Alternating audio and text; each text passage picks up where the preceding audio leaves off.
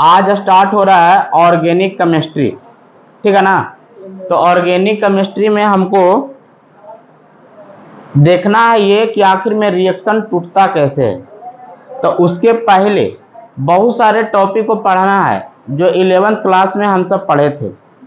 पहला टॉपिक जैसे हम सब पढ़े थे ऑर्गेनिक एलिमेंट के बारे में, उसके बाद पढ़े थे नोमेनक्लेचर के बारे में, उसके बाद पढ़े थे आइसोमरिज्म, उसके बाद हाइब्रिडाइजेशन। एक टॉपिक इसमें हम नहीं पढ़ाए हैं 11th क्लास में, इफेक्ट, जो हम यहाँ पर पढ़ाएंगे। और इफेक्ट के बाद लास्ट में कुछ सम रिएक्शन है, जैसे 10th क्लास में आप पढ़े थे addition reaction, substitution reaction, displacement reaction, double displacement reaction. तो ये सब का यूज भी यहाँ पर होगी, ठीक है ना। तो सबसे पहले बात करते हैं कि कार्बनिक रसायन है क्या। देखिएगा ऑर्गेनिक केमिस्ट्री, लिखिएगा ऑर्गेनिक केमिस्ट्री, कार्बनिक रसायन, कार्बनिक रसायन। ध्यान देना यहाँ पे, कार्बनिक रसायन क्या है? रसायन विज्ञान की वह शाखा, रसायन विज्ञान की वह शाखा जिसके अंतर्गत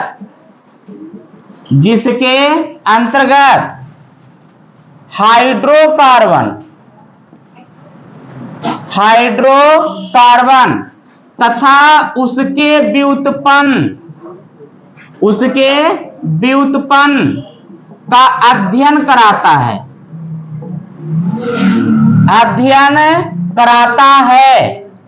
कार्बनिक रसायन कहलाता है, कार्बनिक रसायन कहलाता है। ऑर्गेनिक केमिस्ट्री के बारे में कि रसायन विज्ञान की वह शाखा जिसके अंतर्गत हाइड्रोकार्बन और हाइड्रोकार्बन के व्युत्पन्न। आखिर में ये हाइड्रोकार्बन शब्द आया कहां से, ठीक है ना। तो हाइड्रोकार्बन शब्द कहां से आया इसके बारे में अभी हम बता रहे हैं। देखिएगा आप कार्बनिक तत्व के बारे में सुने होंगे, ध्यान देना, हम आप लोग को पहले ही बता चुके हैं। कार्बनिक तत्व जिसको कहते हैं ऑर्गेनिक एलिमेंट, ऑर्गेनिक एलिमेंट। तो ऑर्गेनिक एलिमेंट में आता है hydrogen, carbon, nitrogen, oxygen, fluorine और नियॉन। समझे, ये सब ऑर्गेनिक एलिमेंट है। ये सब का अगर परमाणु संख्या की बात करें तो परमाणु संख्या मेरा हो जाएगा 1, 6, 7, 8, 9, 10। अब इसी के अंतर्गत बहुत सारे एलिमेंट आते हैं। जैसे 11th क्लास में आप लोग को बताए थे कि एक ग्रुप नंबर 1 का है, तो ग्रुप नंबर 1 में आता है hydrogen, lithium, sodium, potassium, rubidium, caesium और फ्रांसियम। और उसका ट्रिक भी हम बताए थे, हाली न कर रब से फरियाद, यही ना था। उसी तरह ग्रुप नंबर 14 का एलिमेंट है, इसमें बताए थे कार्बन, सिलिकॉन, जर्मेनियम, टिन और लेड, जिसको हम ट्रिक बताए थे चले शिवजी संग पार्वती, ठीक है ना।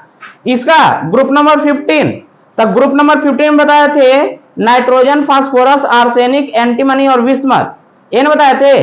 तो इसमें हम बताए थे नेपाल, पाकिस्तान, ऑस्ट्रेलिया सब बीके या नाना फाटकर ऐश्वर्या सब बीमार।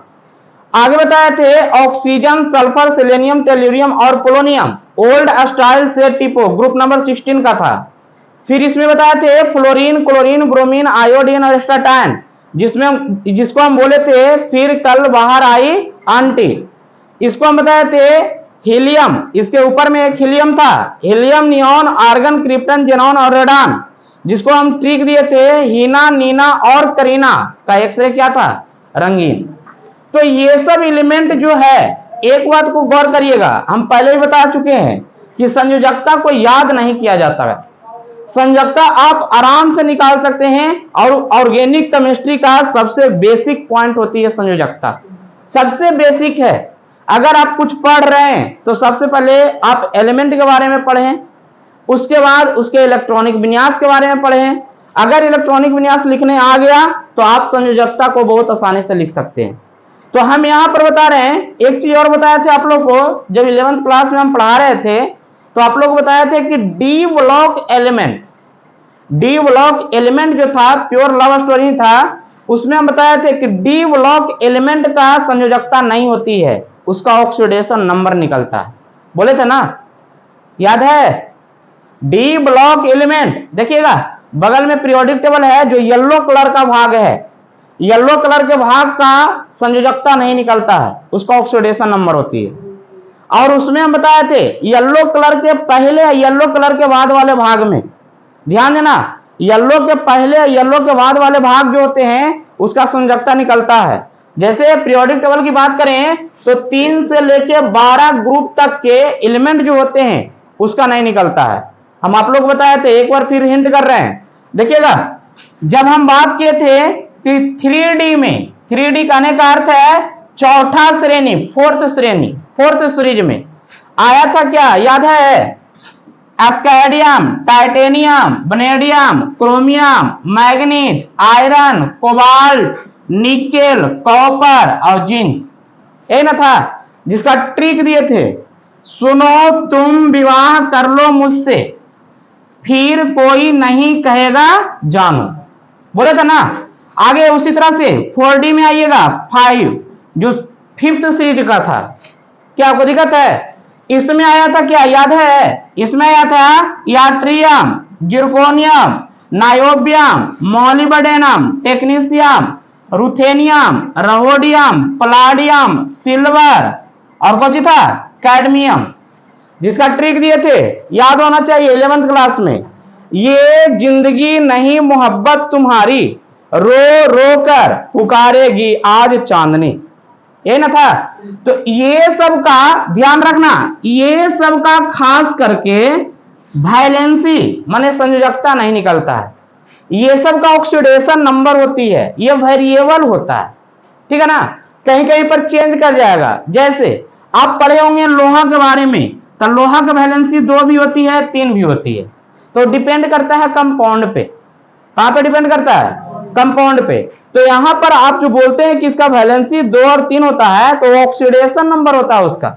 जैसे यहीं पर आ जाओ, हम लिखेंगे FeO, तो FeO में अगर चलेंगे तो यहां पर लोहा का ऑक्सीडेशन नंबर +2 होगा, लोहा का ऑक्सीडेशन नंबर कुछ होगा +2 होगा। और आगे आ जाओ, काहे होगा ये भी हम बताए थे, याद करिएगा। FeO में लोहा का निकालना, लोहा को X मानो, ऑक्सीजन का -2 होता है, बराबर कोई आयन नहीं है तो 0 हो गया, तो X बराबर क्या आ गया, +2, आया कि नहीं आया? अगर हम बात करें Fe2O3, अब इसमें लोहा का निकालना है, तो इसमें लोहा का कितना होगा, 3 होगा, कितना होगा देखते हैं कितना होगा जो, चलो लोहा को हम 2x मानते हैं, लोहा 2 है ना, ऑक्सीजन का -2 होता है, तो -2 × 3 बराबर 0, बताना क्या है, 2x बराबर 6 आया, x बराबर कितना आया, +3। तो कंपाउंड पर डिपेंड करता है कि किस कंपाउंड में लोहा का ऑक्सीडेशन नंबर कैसा होगा। अब देखो यहां पर जब हम FeO की बात की है तो यहां पर ऑक्सीजन ये लोहा का +2 आया, और जब Fe2O3 का बात की है तब लोहा का +3 आया, आया कि नहीं आया? तो ये एक बात को यहां पर एकदम क्लियर कर ही लीजिए कि डी ब्लॉक एलिमेंट का कभी भी आप वैलेंसी नहीं बोल सकते, जब भी बोलिएगा तो ऑक्सीडेशन नंबर, जिसको हम आगे और पढ़ाएंगे, जब कोऑर्डिनेशन कंपाउंड पढ़ाएंगे ना चैप्टर, तो उसमें भी इसका चर्चा करके दिखाएंगे, ठीक है। तो अभी तो खास करके हम पढ़ रहे थे ऑर्गेनिक एलिमेंट के बारे में कि ऑर्गेनिक एलिमेंट है क्या। देखिए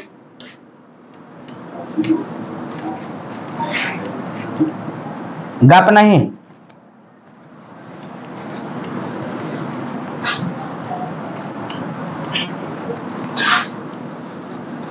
देखिए अभी हम बताए ऑर्गेनिक एलिमेंट के बारे में जिसका परमाणु संख्या था 1 6 7 8 9 10, ठीक है ना। आगे चलते हैं, इसका इलेक्ट्रॉनिक विन्यास लिखो, इलेक्ट्रॉनिक विन्यास, समझे ना। तो इलेक्ट्रॉनिक विन्यास अगर लिखते हैं तो इसका 1s1, इसका होगा 1s2 2s2 2p2 1s2 2s2 2p3 1s2 2s2 2p4 1s2 2s2 2p5 1s2 2s2 2p6। कहेगा सर ये कहां से आया, इसका भी ट्रिक आप लोग को हम दिए थे एनर्जी लिखने के लिए। देख लो यहाँ पे बताया थे कि जिसको भी लिखना है, जैसे सबसेल होता है SPDF, जिसको भी लिखना है 2 बार लिखना है। सुपर ट्रिक ये था, ये ट्रिक अगर एक बार जान जाएंगे तो भुलाएंगे नहीं। सब जिसको भी लिखना है 2 बार, पहले हम लिखते हैं एस को, तो स्कूल स्कूल, ठीक है ना। फिर आगे बढ़ो, बैक में आ जाना, आगे बढ़ के बैक में आना है, आगे बढ़े, आ गया पब्लिक स्कूल, पब्लिक स्कूल। ये सब पढ़ाए हुए हैं, खाली रिपीट कर रहे हैं, याद दिला रहे हैं आपको। ऑर्गेनिक केमिस्ट्री स्टार्ट हुआ ना तो इसमें बहुत यूज है इसम का, ठीक है ना। तो ये हुआ school school, public school, public school. आगे चलिएगा, DPS दिल्ली पब्लिक स्कूल और दिल्ली पब्लिक स्कूल, समझ आ रहा है ना। आगे आएंगे फालतू दिल्ली पब्लिक स्कूल और फालतू दिल्ली पब्लिक स्कूल। बस इतना ट्रिक है, जिसको इतना क्लियर हो गया वो एनर्जी को सीख जाएंगे। जो जो लाइन में है उसको काउंटिंग करो। फर्स्ट लाइन में है 1, सेकेंड लाइन है 2, थर्ड लाइन है 3, फोर्थ लाइन है 4, इन है। अब एस 1 से स्टार्ट हुआ तो सब एस में काउंटिंग कर दो। यहाँ 1s, यहाँ 2s, 3s, 4s, 5s, 6s, 7s, 8s। आया कि नहीं आया। पी कहां से शुरू हुआ है, 2 से, यहां पर कौन पी होगा, 3p, 4p, 5p, 6p, 7p। D कहां से स्टार्ट हुआ है, 3 से, 3d, 4d, 5d, 6d। F कहां से स्टार्ट हुआ है, 4 से, तो ये हो गया 5f। अब एनर्जी को रेगुलर लिख लो। देखो हम यहीं पे बात कर रहे हैं, तो 1s 2s 2p, 1s 2s 2p आया कि नहीं आया। तो ये एनर्जी था। बार बार जितना भी ट्रिक है सबको यहां पर हम यूज करके दिखा देंगे आपको। अभी आगे आते हैं, इलेक्ट्रॉनिक विन्यास लिखने के बाद होता है संयोजी इलेक्ट्रॉन, जिसको आप लोग कहते हैं वैलेंस इलेक्ट्रॉन अंग्रेजी में। वैलेंस इलेक्ट्रॉन क्या है, तो जिस एलिमेंट का इलेक्ट्रॉनिक विन्यास लिखते हैं उसके 72 कक्षा में जो इलेक्ट्रॉन होता है, बाहरी कक्षा में, बाहरी कक्षा माने outer cell electron is called valence electron. देखो बाहरी कक्षा, यहां पर एक वो सेले है, तो एक सेल में कितना इलेक्ट्रॉन है, 1। बाहरी कक्षा 2 है, यहां भी 2 है, तो ये दोनों पर कितना इलेक्ट्रॉन आया, 4। बाहरी कक्षा यहां पर भी 2 है, यहां भी 2 है, ये दोनों पर कितना आया, 5। बाहरी कक्षा चलते हैं, ये दोनों है 6, ये यहां 7, यहां पर 8। क्या कोई दिक्कत है। उसके बाद आते हैं लुईस बिंदु संरचना। लुईस बिंदु संरचना, ये लुईस नामक वैज्ञानिक ने ये संरचना को दिया था, और उसने बोला था क्या कि जिस एलिमेंट का हम इलेक्ट्रॉनिक विन्यास लिख रहे हैं उसके 72 कक्षा के इलेक्ट्रॉन को उसी एलिमेंट पर बिंदु द्वारा दर्शाना है। कुछ द्वारा दर्शाना है, बिंदु द्वारा। जो इलेक्ट्रॉन आया संयोजी इलेक्ट्रॉन, उसी एलिमेंट पर उस इलेक्ट्रॉन को बिंदु द्वारा दर्शाना है। ये दिए थे लुईस साहब ने। कौन दिए थे, चलिए आए यहां पे हाइड्रोजन। हाइड्रोजन के बाहरी कक्षा में कितना इलेक्ट्रॉन है, 1 बिंदु। यहां पर बात करो कार्बन, कार्बन के बाहरी कक्षा में कितना है, 4 बिंदु, 1 2 3 4, चारों डायरेक्शन में पहले दे दो, जब बच जाए तो जोड़ा करते चलना। फिर यहां पर नाइट्रोजन बाहरी कक्षा में किया हुआ है 1 2 3 4 5। यहां पर ऑक्सीजन बाहरी कक्षा में किया हुआ है 6, 1 2 3 4 5 6, जोड़ा कर दिए।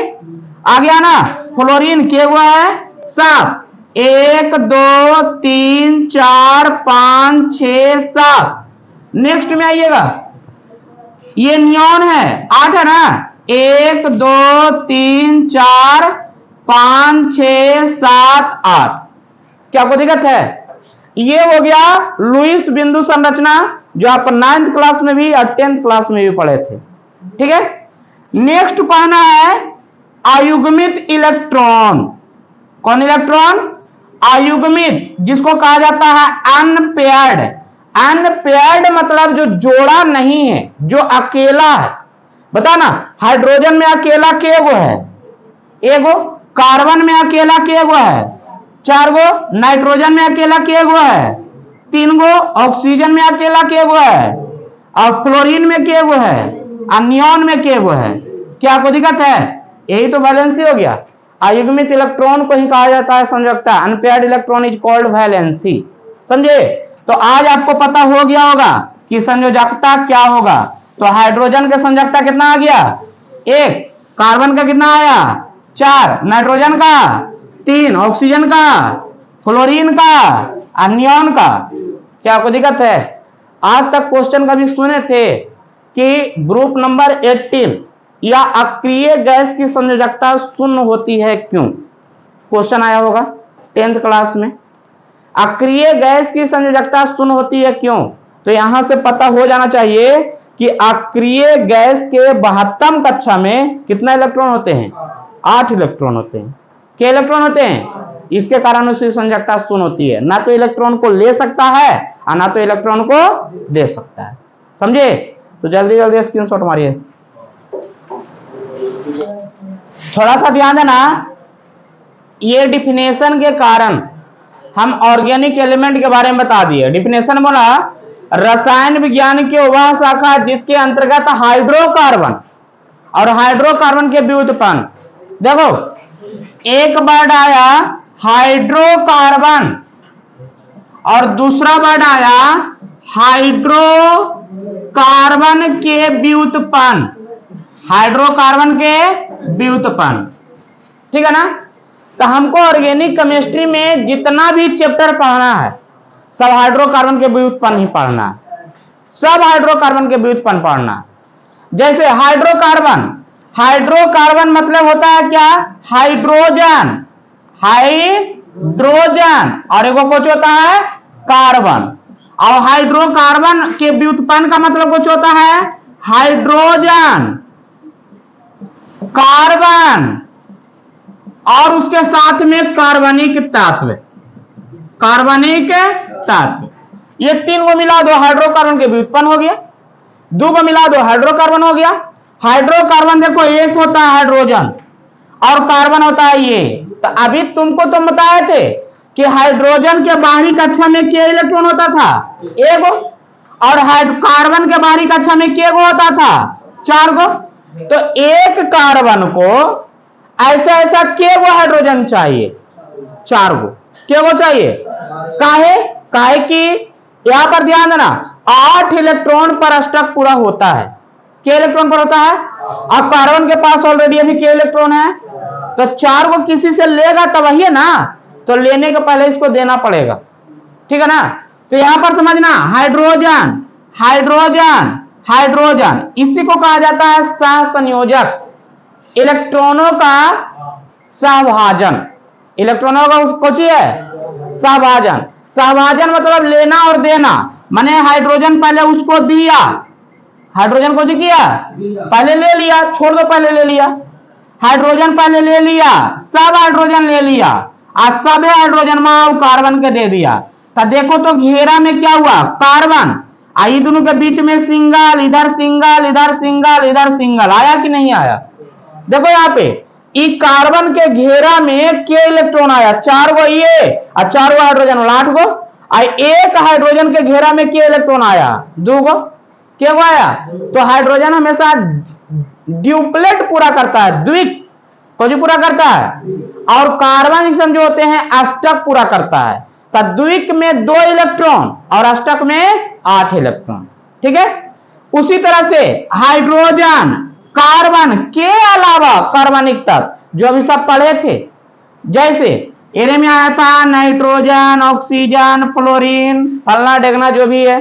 अब इसी में आओ, इसी के हाइड्रोकार्बन के व्युत्पन्न कुछ हो जाएगा, तो हाइड्रोकार्बन के व्युत्पन्न हो जाएगा CH3OH। देखो कार्बन भी है, हाइड्रोजन भी है, हाइड्रोजन भी है, O भी है, O है कि नहीं है? तो CH3OH जिसको कहते हैं अल्कोहल। अगला आओ CHO, ध्यान देना CH3CHO, देखो इसमें भी वही चीज है, ऑक्सीजन आ ही गया, एल्डिहाइड हो गया। आ गया ना CH3COOH, सिंगल बॉन्ड है। अब इसको बताओ, यहां पर जब डील करेंगे तो यहां भी कार्बन, हाइड्रोजन, ऑक्सीजन है, हाइड्रोकार्बन का भी उत्पन्न हो गया। तो जितना भी चैप्टर 12th क्लास में ऑर्गेनिक केमिस्ट्री में पढ़ना है सब के सब हाइड्रोकार्बन के व्युत्पन्न है, समझे ना, सब के सब हाइड्रोकार्बन के व्युत्पन्न है। तो अभी जो हम पढ़ने वाले हैं, पहले आज तो हम बता देते हैं कि 12th क्लास में ऑर्गेनिक केमिस्ट्री में कितना चैप्टर पढ़ना है, ये अभी हम बता देते हैं, देख लो।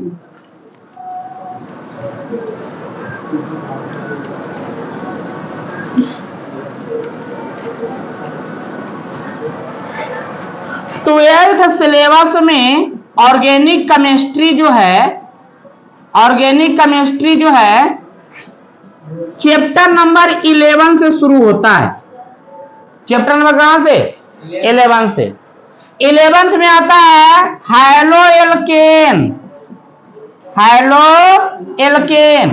एवं हैलो एरीन। 12 में आता है, सुनिएगा, चैप्टर नंबर 12 में अल्कोहल, फिनॉल एवं ईथर। चैप्टर नंबर 13 में आता है एल्डिहाइड, कीटोन एवं कार्बोक्सिलिक अम्ल। कौन अम्ल है? कार्बोक्सिलिक अम्ल। चैप्टर नंबर 14 में है एमीन। चैप्टर नंबर 15 में है बहुलक, जिसको आप लोग पॉलीमर कहते हैं। चैप्टर नंबर 16 में है जैव अणु, जिसको बायोमोलेक्यूल्स कहते हैं। और जी कहते हैं बायोमोलेक्यूल्स, इसको पॉलीमर कहा जाता है। आइए जस्ट के तहत एमीन ही लिखाता है, समझे ना। तो एक बात ध्यान देना, 12th क्लास में इतना ऑर्गेनिक केमिस्ट्री में पढ़ना है, और इतना पढ़ने के पहले ही हम सब कुछ टॉपिक को पढ़ लेंगे जो इसमें यूज होगा, ठीक है ना। तो जल्दी जल्दी इसको स्क्रीनशॉट करिए। हाँ, ऑर्गेनिक से आता है।